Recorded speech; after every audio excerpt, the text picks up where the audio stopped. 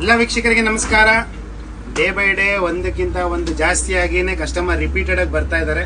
So Davanagere ಕಡೆಯಿಂದ Lakshman sir ಮತ್ತೆ Thimmesh sir ಅವರು ಖರೀದಿ ಮಾಡ್ಬೇಕಂತ ಬಂದಿದ್ದಾರೆ. ಸೊ ಅತಿ ಹೆಚ್ಚಾಗಿ ಕ್ವಾಂಟಿಟಿ ತಗೊಂಡಿದ್ದಾರೆ.